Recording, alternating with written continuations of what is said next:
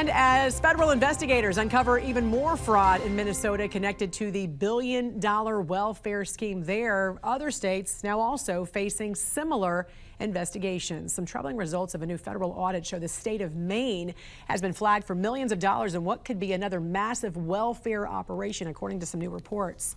Joining us to discuss this investigation is Steve Robinson, editor-in-chief of the Maine Wire. Good morning to you, sir. Great to have you on. Thanks for having me.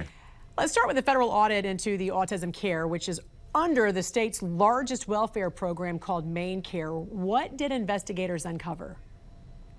So the Federal Office of Inspector General found that in just 2023, $46 million was improperly charged to the autism program, MaineCare Section 28.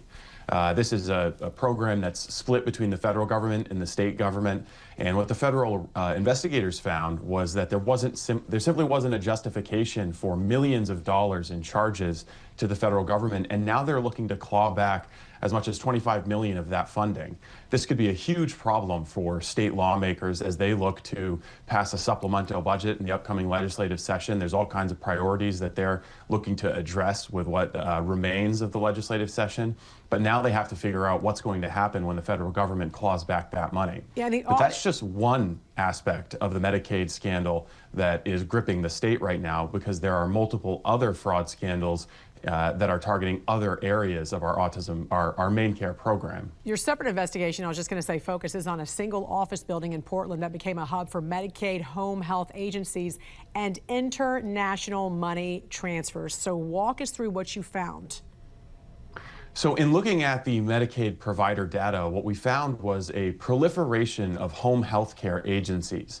This is a relatively new program that was created under Governor Janet Mills, where offices essentially go into people's homes and provide care with the tasks of daily living. That could be help showering, help buying groceries, help doing the dishes, anything like that. The offices we found were all ghost offices. We found office buildings with 5 or 10 one-room suites where no one was there on multiple times where we went to check them. We talked to the landlords and they said that someone showed up and rented the office suite and no one ever showed up at the office.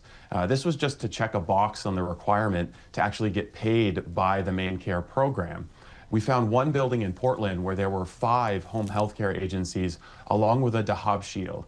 The Dahab Shield is the preferred money transfer system of the Central Bank of Somalia. Oh, wow. When we were there, we actually saw a Brinks man walking out with bags of cash and getting into a truck.